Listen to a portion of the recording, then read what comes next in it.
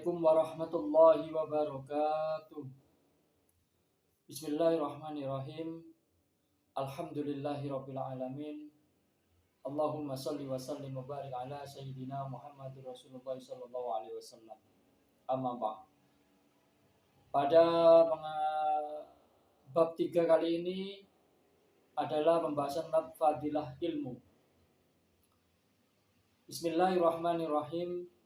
Wa 'allama Adama al-asma'a kullaha thumma 'aradahum 'alal malaikah faqala anbi'uni bi asma'i haula'i in kuntum shadiqin.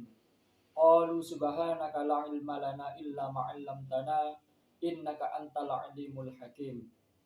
Surat Al-Baqarah ayat 31 sampai 32. Yang artinya dengan menyebut nama Allah yang Maha Pengasih lagi Maha Penyayang. Dan Allah telah mengajarkan segala nama benda kepada Nabi Adam alaihissalam. Lalu dia tonjolkan kepada sekalian malaikat dengan firman-Nya, sebutkanlah nama-nama benda itu padaku, jika benar tuntutanmu itu. Jawab mereka, Maha suci Engkau ya Allah, sedikit pun tiada pengertian bagi kami, kecuali apa-apa yang telah Engkau ajarkan kepada kami. Sungguh Engkaulah yang Maha mengetahui lagi Maha bijaksana. Kemudian Nabi Muhammad SAW bersabda, Inna anjakum yaumal qiyamati min ahwaliha wa mawaziniha aktsarukum alayya sholah. Yang artinya, sungguh orang yang paling banyak bersolawat kepadaku lah kelak di hari kiamat yang paling bersih, bebas dari urusan dan tempat-tempat yang menakutkan. Diambil dari Syifaus Syarif. Dari Abu Hurairah radhiyallahu an, Nabi Muhammad SAW bersabda, yang artinya, siapa yang menempuh jalan menuju ilmu pengetahuan, pasti Allah menyalurkannya jalan menuju surga. Sesungguhnya para penghuni langit dan bumi serta ikan-ikan di lautan, semua beristighfar memohonkan ampun bagi orang-orang alim. Sebab para ulama adalah pewaris para nabi.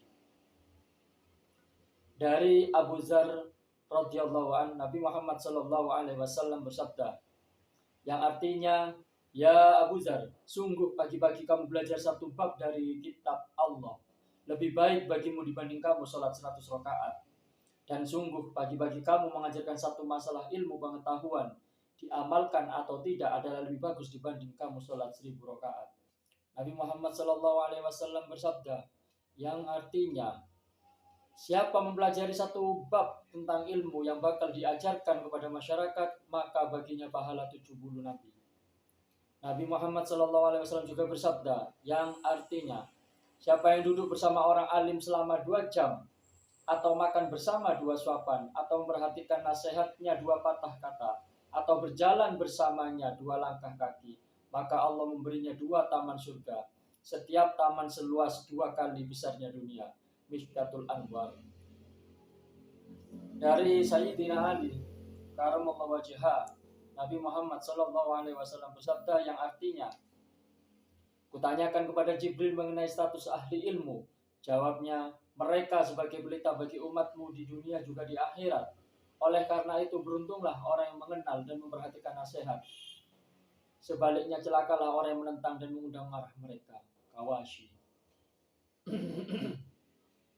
Nabi Muhammad SAW juga bersabda, yang artinya, siapa sholat berjamaah lalu duduk mengikuti majelis ilmu, memperhatikan firman Allah Subhanahu wa Ta'ala yang disajikan dalam majelis tersebut, kemudian melaksanakan ilmu tersebut, maka Allah Subhanahu wa Ta'ala menjamin 6 perkara kepadanya, yaitu rezeki yang halal, bebas siksa kubur, menerima kitab catatan amalnya dengan kanan, lewat di atas sirat sebagai kilat yang menyambar, berhimpun dengan jamaah para nabi, dan dibangunkan sebuah gedung di surga dari mutiara indah dengan 40 buah pintu-pintu. Diambil dari Zubdah. Dari Ibnu Abbas radhiyallahu anhu, Nabi SAW bersabda, yang artinya, derajat ulama dibanding derajat orang mukmin jauh lebih tinggi ulama, terpaut 700 derajat, padahal setiap derajat satu dengan yang lainnya berjarak 500 tahun perjalanan. Ilmu dan amal.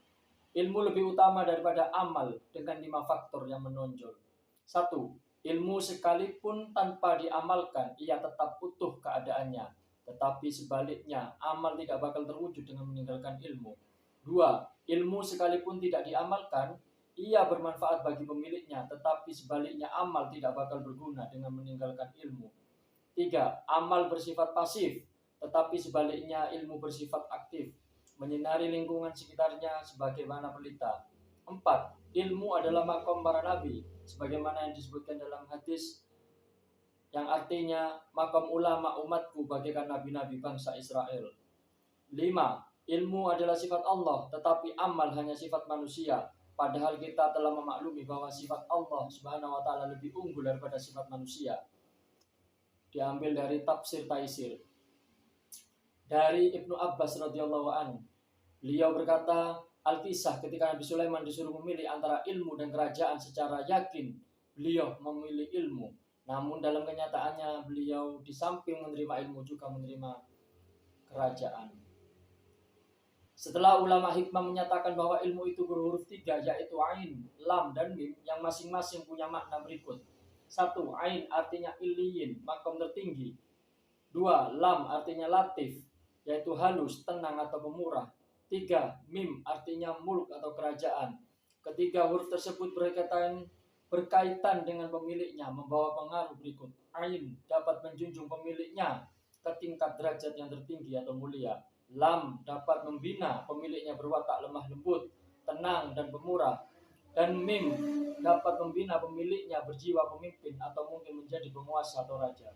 Ada pendapat bahwa yang menunjukkan keistimewaan ilmu adalah seruan Allah Subhanahu wa taala kepada Nabi Muhammad sallallahu alaihi wasallam dengan firman-Nya, "Wa qur rabbi zidni ilma," yang artinya, dan katakanlah, ya Tuhanku, tingkatkanlah ilmu dan pengetahuanku. Maka dengan ayat ini nyatalah ketinggian makam ilmu, sekalipun Allah telah mengisikan berbagai macam ilmu kepada Nabi Muhammad SAW sepenuhnya, namun beliau tidak diperintah mencari tambahan apa-apa kecuali ilmu. Diambil dari Majalisul Akbar, sebuah hikayat bahwasanya Nabi Muhammad SAW berangkat ke masjid. Setiba beliau di pintu masjid, terlihat setan berada di situ. Lalu beliau SAW bertanya, "Hai iblis, kenapa kau berada di sini dan apa maumu?" Jawabnya, "Sebetulnya aku hendak masuk masjid dan menggoda orang yang tengah sholat. Namun apa daya rasa gentarku terhadap seorang pria yang tengah tidur ini mengakibatkan rencanaku gagal." Lalu beliau SAW bertanya lagi, "Hai iblis, kenapa kau tak gentar berhadapan dengan orang yang sholat, padahal ia tengah beribadah dan bermunajat kepada Tuhannya? Bahkan yang kau takuti orang yang tengah tidur pulas dan lupa." Jawabnya, "Orang yang tengah mengerjakan sholat itu bodoh, gampang dan mudah diperdaya. Tetapi orang yang tengah tidur itu alim. Maka jika aku memperdaya pelaku sholat dan merusak sholatnya, kekhawatiranku timbul jika yang alim bangun lalu membetulkan sholatnya si bodoh itu." Kemudian Nabi Shallallahu Alaihi Wasallam bersabda, yang artinya tidurnya orang alim lebih utama daripada ibadahnya orang bodoh. Diambil dari Minhajul Muta'alimin. Nabi Muhammad Shallallahu Alaihi Wasallam bersabda, yang artinya siapa yang ingin terpelihara ilmunya maka harus memelihara 5 perkara secara istiqomah, yaitu 1. Sholat sunnah malam sekalipun hanya 2 rakaat. 2. Selalu punya wudhu atau selalu suci dari hadas. 3. Takwa kepada Allah Subhanahu wa taala di tempat sepi ataupun ramai. 4. Makan dengan tujuan takwa, bukan melampiaskan nafsu. Begitu pula ketika bersetubuh suami istri. 5. Bersiwak atau bergosok gigi, lebih-lebih setelah bangun tidur, habis makan dan hendak sholat ataupun baca Al-Quran. Nabi Muhammad kemudian dalam sebuah hadis yang lain disebutkan Nabi Muhammad SAW bersabda, yang artinya keutamaan dan kemuliaan yang dicapai di dunia ataupun di akhirat itu harus diperjuangkan bersama ilmu, dan seorang alim lebih besar keutamaannya menurut Allah Subhanahu wa taala daripada 1000 pejuang yang mati syahid. Dimaksud alim dalam hadis yaitu alim yang mengamalkan ilmunya. Nabi Muhammad SAW juga bersabda dalam hadis yang lain, yang artinya, sungguh Allah Subhanahu wa taala telah menciptakan kota di bawah Arasy. Pada pintu gerbang masuk tertulis, siapa yang berziarah kepada ulama sama dengan berziarah kepada nabi-nabi yang terdahulu.